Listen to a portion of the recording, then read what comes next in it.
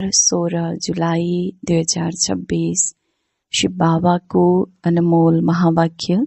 मीठे बच्चे, यो पुरुषोत्तम बन्ने संगम युग हो। यसमा कुनै पनि पाप कर्म गर्नु हुँदैन। प्रश्न: संगममा तिमी बच्चाहरूले कुन सबैभन्दा ठूलो पुण्य गर्छौ? उत्तर: स्वयंलाई बाबाको जिम्मा लगाउनु अर्थात् सम्पूर्ण स्वाहा हुनु, यो हो सबैभन्दा ठूलो पुण्य। अहिले तिमीले ममत्व मेटाउँछौ, बाल बच्चा घरबार सबैलाई भुल्छौ, यही तिम्रो व्रत हो। आप मुए मर गई दुनिया। अहिले तिमी विकारी सम्बन्धहरूबाट मुक्त हुन्छौ। गीत: जले न क्यों परवाना, समा दिखाकर उष्ण के जलवे बना दे जब दीवाना। ओम शान्ति। यो सबै भक्ति मार्गमा बाबाको महिमा गरेका हुन्। यो हो परवानाहरूद्वारा समाको लागि गरिएको महिमा। यति बेला बाबा आउनुभएको छ भने किन हामी जीवन सधैँ वहाँको नबन्ने?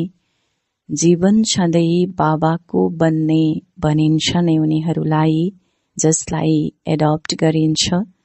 पहिला तिमी आसुरी परिवारका थियौ, अब तिमी ईश्वरीय परिवारका बनेका छौ। जीवन सधैँ ईश्वरले आएर तिमीलाई एडप्ट गर्नुभएको छ, जसलाई फेरि शरणागति भनिन्छ।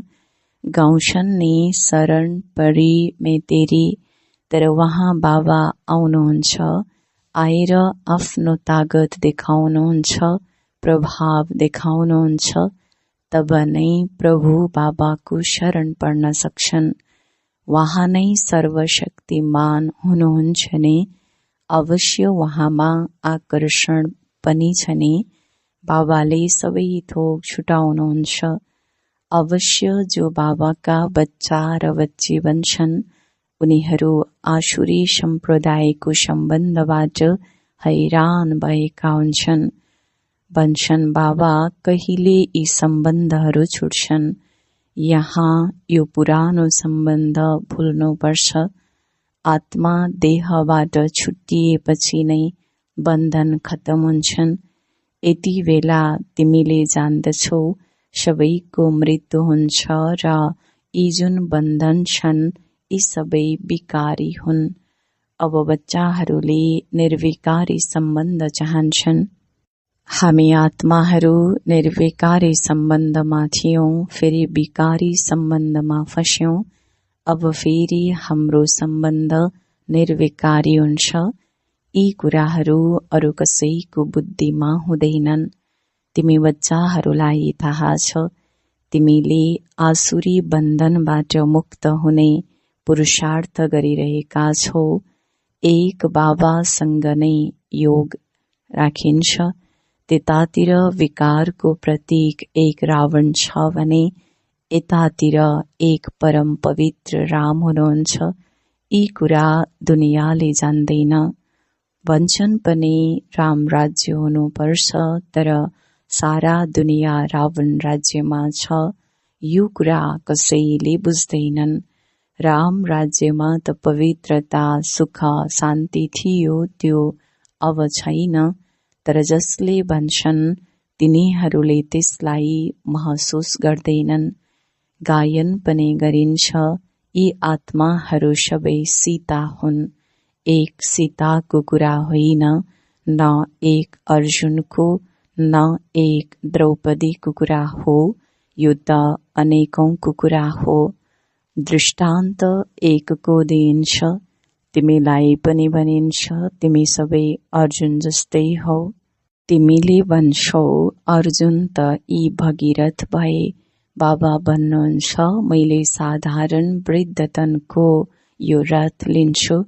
उनीहरूले फेरि चित्रहरूमा घोडा गाडी देखाएका छन्। यसलाई अज्ञान भनिन्छ। तिमी बच्चाहरूले बुझेका छौ, यी जति पनि शास्त्र आदि छन् ती सबै भक्ति मार्गका सामग्री हुन्। 7 दिनको कोर्स नलिएसम्म यी कुराहरू कसैले बुझ्न सक्दैनन्। भक्ति छुट्टै हो, ज्ञान, भक्ति र वैराग्य भन्छन्। वास्तवमा सन्यासीहरूको वैराग्य कुनै सच्चा होइन। उनीहरू त जंगलमा गएर फेरि आएर शहरमा बसेर ठूला ठूला भवन आदि बनाउँछन्। केवल भन्छन् हामीले घरबार छोडेका हौं, तिम्रो हो सारा पुरानो दुनियाँसँग वैराग्य। यथार्थ कुरा यो हो, त्यो हो हदको कुरा। त्यसैले त्यसलाई हठयोग, हदको वैराग्य भनिन्छ। तिमी बच्चाहरूलाई थाहा छ यो पुरानो दुनियाँ अब खत्तम हुनु छ। त्यसैले अवश्य यससँग वैराग्य आउनुपर्छ। बुद्धिले पनि भन्छ नयाँ घर बनाइयो भने पुरानोलाई भत्काइन्छ। तिमीलाई थाहा छ अहिले तयारी भइरहेको छ। कलियुगपछि फेरि सत्ययुग अवश्य आउँछ। अहिले यो हो पुरुषोत्तम संगम युग। पुरुषोत्तम महिना पनि हुन्छ। तिम्रो हो पुरुषोत्तम युग। पुरुषोत्तम महिनामा दान पुण्य आदि गर्छन्। तिमीले यस पुरुषोत्तम युगमा सर्वस्व स्वाहा गर्छौ। तिमीले जान्दछौ यो सारा दुनियाँ नै स्वाहा हुनु छ। त्यसैले सारा दुनियाँको सर्वस्व स्वाहा हुनुभन्दा पहिला हामीले आफूलाई किन स्वाहा नगरौं? यसरी स्वाहा गरेपछि तिमीलाई कति धेरै पुण्य मिल्छ। त्यो हो हदको पुरुषोत्तम महिना। यो त बेहदको कुरा हो। पुरुषोत्तम महिनामा धेरै कथाहरू सुन्छन्, व्रत नियम पालना गर्छन्। तिम्रो त धेरै ठूलो व्रत हो। हुन त तिम्रा बाल बच्चा घरबार आदि सबै छन्, तर दिलबाट तिनमा ममत्व मेटिएको छ। आप मुए मर गई दुनिया। तिमीलाई थाहा छ यी सबै खत्तम हुन्छन्। हामी बाबाका बनेका छौं पुरुषोत्तम बन्नको लागि। सर्व पुरुषहरूमा अर्थात् मानिसहरूमा उत्तम पुरुष यी लक्ष्मी नारायण सामुन्ने छन्। यिनीहरूभन्दा उत्तम कुनै पनि मानिस हुन सक्दैन। लक्ष्मी नारायण विश्वका मालिक थिए। तिमी आएका छौ यस्तै पुरुषोत्तम बन्न। सबै मनुष्य मात्रले सद्गति पाउँछन्। मानिसहरूको आत्मा पुरुषोत्तम बनेपछि फेरि उनीहरूको निवास स्थान पनि त्यस्तै उत्तम हुनुपर्छ। जसरी राष्ट्रपति सबैभन्दा उच्च पदमा हुन्छन्, त्यसैले उनको निवासको लागि राष्ट्रपति भवन मिल्छ। कति ठूलो महल बगैँचा आदि हुन्छ। यो भयो यहाँको कुरा। राम राज्यको विषयमा त तिमीलाई थाहा छ। तिमी सत्ययुगी पुरुषोत्तम बन्छौ। फेरि यी कलियुगी पुरुषोत्तम रहँदैनन्। तिमीले सत्ययुगी पुरुषोत्तम बन्नको लागि पुरुषार्थ गरिरहेका छौ। तिमीलाई थाहा छ हाम्रा महलहरू कस्ता बनेका हुन्छन्। भोलि राम राज्य हुनेछ। तिमी राम राज्यमा पुरुषोत्तम हुनेछौ। तिमीले चुनौती दिन्छौ हामीले रावण राज्यलाई परिवर्तन गरेर राम राज्य स्थापन गर्छौं। अहिले तिमीहरूले चुनौती दिएका छौ भने एकअर्कालाई पुरुषोत्तम बनाउनु छ। भविष्य 21 जन्मको लागि देवताहरूको महिमा गायन गर्छन्। सर्वगुण सम्पन्न, शौर्य कला सम्पूर्ण निर्विकारी, अहिंसा परमो देवी देवता धर्म। यो कुरा तिमीलाई थाहा छ। अरू कुनै मानिसहरूलाई थाहा छैन। तिमी अर्को जन्ममा पुरुषोत्तम बन्छौ। फेरि यस रावण राज्यको कोही पनि रहँदैन। अहिले तिमीलाई सारा ज्ञान छ। अब रावण राज्य नै खत्तम हुनु छ। आजकाल त समयको पनि कुनै भरोसा छैन। अकालमै मृत्यु हुन्छ। अथवा कसैको दुश्मनी भयो भने समाप्त गरिदिन्छन्। तिमीलाई त कसैले समाप्त गर्न सक्दैन। तिमी अविनाशी पुरुषोत्तम हौ। यिनीहरू हुन् विनाशी, त्यो पनि रावण राज्यमा। उनीहरूलाई तिम्रो दैवी राज्यको विषयमा थाहै छैन। तिमीलाई थाहा छ हामीले आफ्नो दैवी स्वराज्य स्थापन गरिरहेका छौं श्रीमतमा। जसको पूजा हुन्छ उनीहरूले अवश्य राम्रो कर्तव्य गरेर गएका हुन्छन्। यो कुरा तिमीलाई थाहा छ। हेर, जगदम्बाको कति पूजा हुन्छ। अहिले यिनी हुन् ज्ञान ज्ञानेश्वरी। तिमी जगदम्बाका बच्चीहरू हौ। ज्ञान ज्ञानेश्वरी र राजराजेश्वरी दुवैमा उत्तम को हुन्?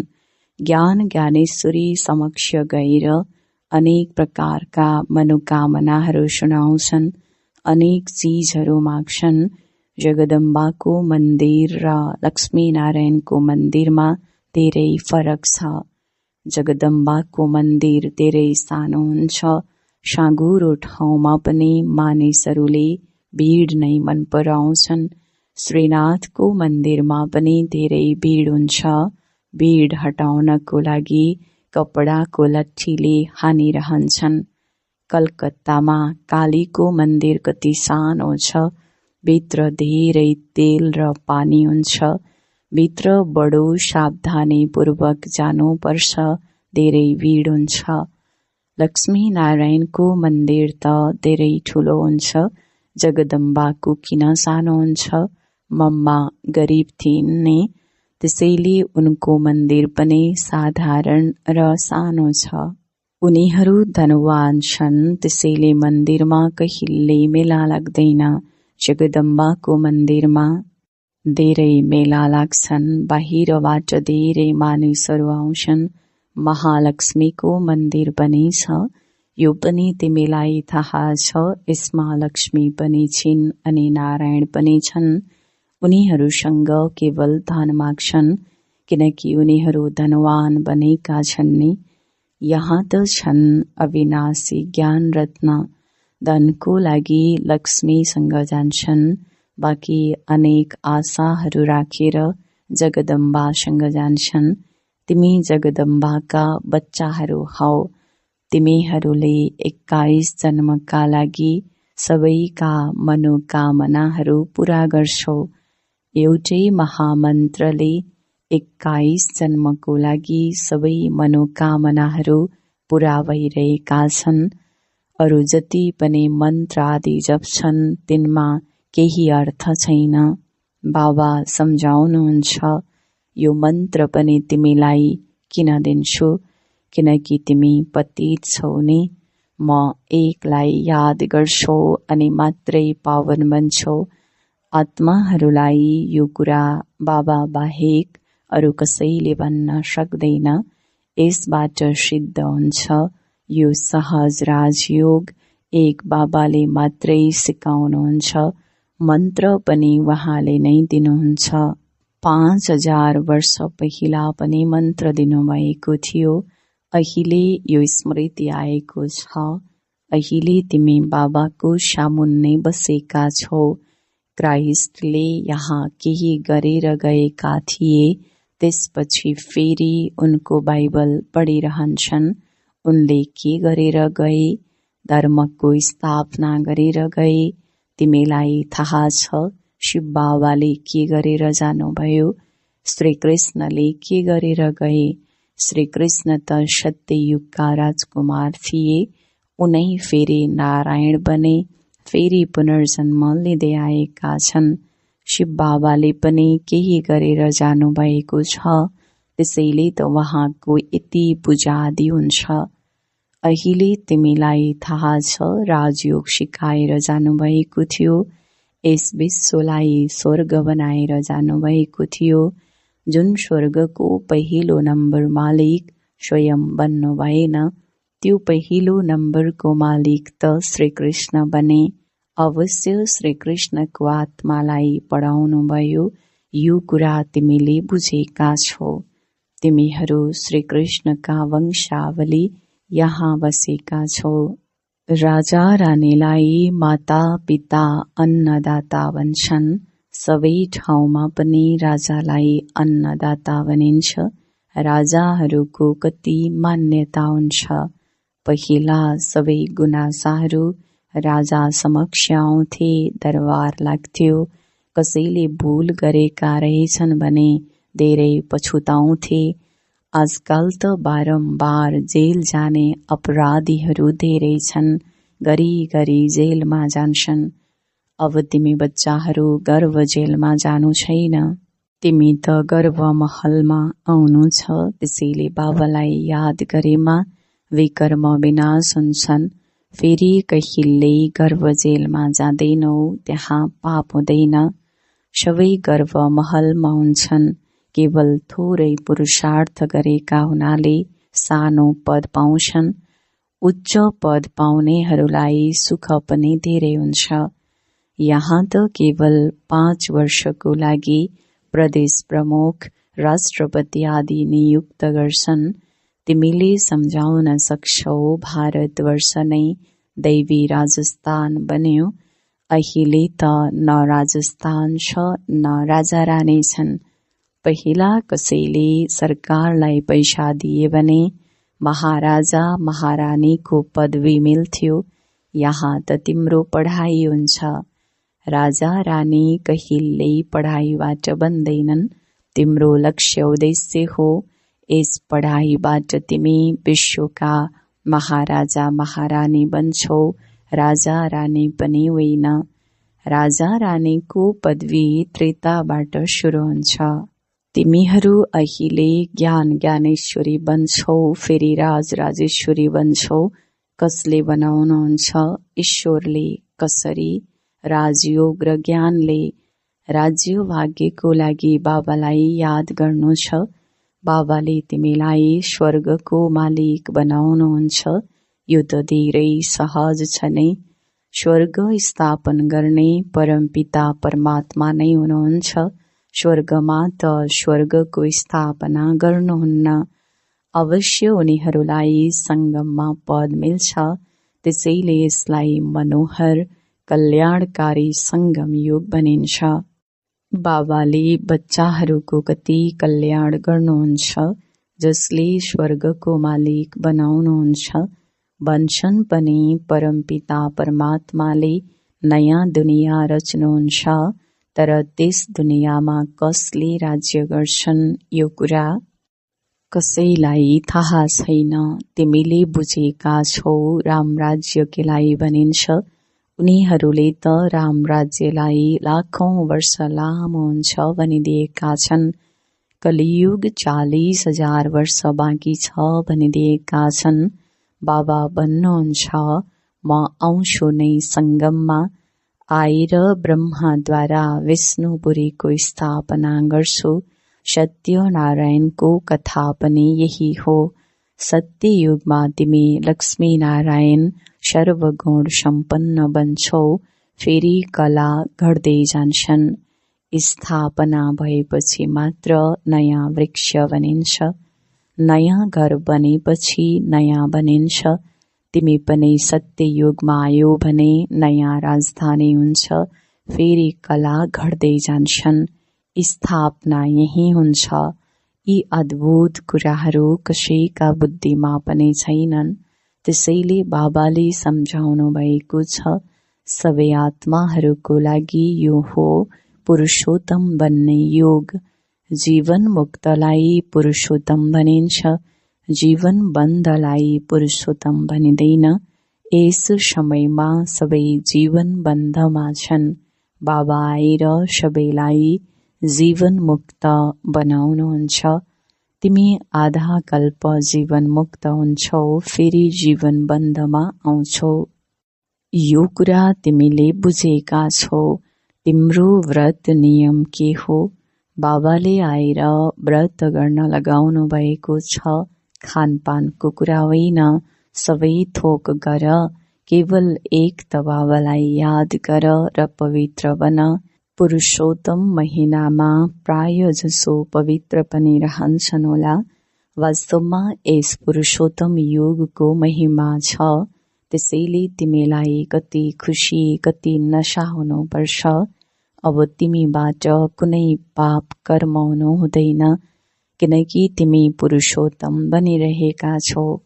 अच्छा, मिठे मिठे सिकिलदे बच्चाहरू प्रति माता पिता बाप दादाको याद प्यार एवं गुड मर्निङ। रूहानी बाबाको रूहानी बच्चाहरूलाई नमस्ते। रूहानी बच्चाहरूको रूहानी बाबालाई गुड मर्निङ नमस्ते। धारणाको लागि मुख्य सार नम्बर 1, यस पुरुषोत्तम युगमा जीवन मुक्त बन्नको लागि पुण्य कर्म गर्नु छ। पवित्र अवश्य रहनु छ। घरबार आदि सबै हुँदा हुँदै दिलबाट ममत्व मेटाइदिनु छ। नम्बर 2, श्रीमतमा आफ्नो तन मन धनले दैवी राज्य स्थापन गर्नु छ। पुरुषोत्तम बनाउने सेवा गर्नु छ। आजको बाबाको वरदान, सहयोगद्वारा स्वयंलाई सहज योगी बनाउने निरन्तर योगी भव। सहयोगद्वारा स्वयंलाई सहज योगी बनाउने निरन्तर योगी भव।